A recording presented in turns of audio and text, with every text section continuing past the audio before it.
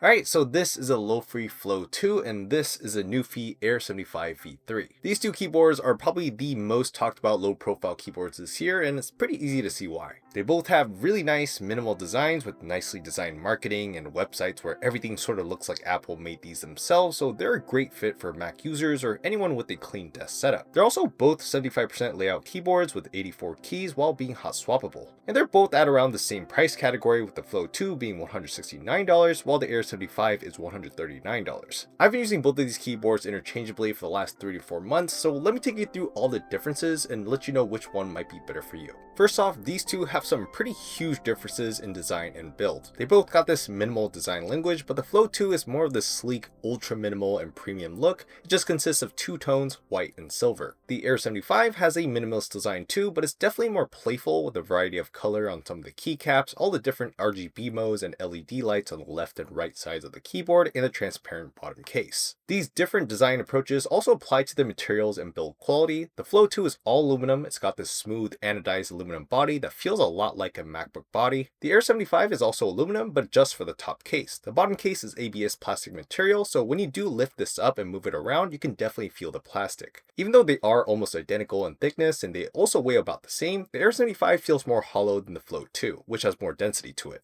So I would say the Flow 2 does feel noticeably more premium. It just feels like a higher end product in terms of the external design. The Flow 2 has these aluminum flip out stands. Even though these are thin, the material and the hinges are actually really sturdy, so you never have to worry about these even if you put your arm weight on them. But here you only get the totally flat 0 degree or the 5 degree angle, so you just get two angle options here. The Air75 has these multi-level stands and the default setting is already a 4 degree slope, so you already get some angle there. The stand can get you either 8 degrees or a 10 degree angle. Not only is it better to have more angle options than the Air75, I also prefer the higher angles when typing here. Even with the stands, the Flow 2 feels pretty flat. Like I said, both are 75% layouts with 84 keys, and when considering just the keys, they basically have identical footprint sizes. It is a little weird that there's this empty space right here on the right, but it's a design choice and does show off the aluminum casing better. But if you think that looks weird, the Air75's center design will be more appealing. The Flow 2's keycaps are double shot PBT and PC material, while the Air75s are just double shot PBT. Like the body, the Flow 2's keycaps feel a tiny bit nicer and more premium. Even though both are plastic, they feel a little denser and you don't get as much of a springy hollow feedback. By the way, even though I prefer the Flow 2's less is more approach to the LEDs and backlights, which only support white light, during the day the backlights here make the keys really hard to see. So I really never ever turn on the backlights on this keyboard unless it's super late in the night and I need the lights off. I might not need all the RGB effects for the Air75, but it's definitely much more visible and usable than the backlights on the Flow 2. Then there's a USB-C port placement. On the Flow 2 you have it on the right side. This is more inconvenient if your cables happen to be on the left side like mine, so you kind of have to wrap it around like this. The Air75 has a Type-C port up at the top edge, so it's easier to access in most desk setups in my opinion. Same thing with the buttons and switches. I like how the Air75 switches for the different OS and connectivity modes are all available up at the top here and easy to reach. It's really practical this way. The Flow 2 has a cleaner look with the switches on the bottom underneath one of the stands, but it's also inconvenient to reach. For volume and brightness control, each keyboard has their unique methods. The Flow 2 has a touch-sensitive bar, which is a nice idea, but the sensitivity and overall execution isn't very good and is prone to misswipes. The Air75 has a physical rotating knob that does feel a lot more tactile, but also does feel really cheap, and I wish it was metal instead. Honestly, for both, I prefer to just use the top function keys for volume and brightness control than dealing with these unique options. In terms of connectivity, it's pretty much what you can expect from these mid-range keyboards. You can either do wired USB-C mode, 2.4G wireless, or Bluetooth wireless. The Flow 2 has a slight advantage with Bluetooth 5.3 instead of the Air75's Bluetooth 5.0 connection, but it's really not going to be noticeable to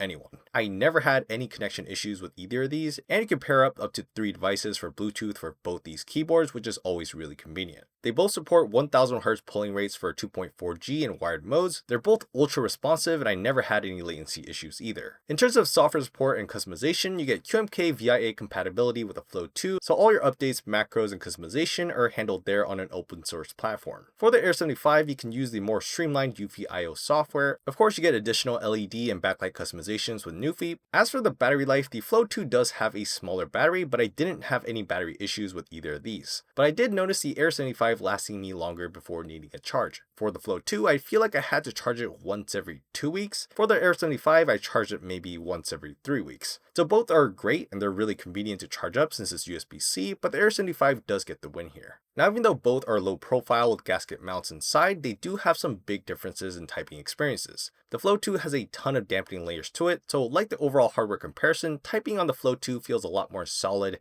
bulky, and premium than typing on the Air75. I also prefer how the Flow 2 sounds when typing too. But I will say that the Air75 does feel much more tactile, and you get a lot better physical feedback for every key press. This also has to do with the available switch types. Each keyboard comes with 3 switch types, but every one of the switch options in the Air75 has more travel to them. And like I said before, the kickstand angles on the Air75 are more comfortable to type with. The Flow 2 feels pretty flat even with the kickstands out. I also noticed that even though the two keyboards basically have the same typing surface area, the key spacing is better on the Air75 since they're all wedged and there's more distinction between each key. The Flow 2 is pretty much just flat all over with not too much spacing in between, so I do tend to make a bit more mistakes on the Flow 2 than the Air75. So while the Flow 2 does have the tighter, more solid feel when typing, the Air75 is just nicer to type on with a more comfortable angle, better feedback, and key spacing. With all that said though, here's a typing test for each keyboard so you can see and hear how these actually type.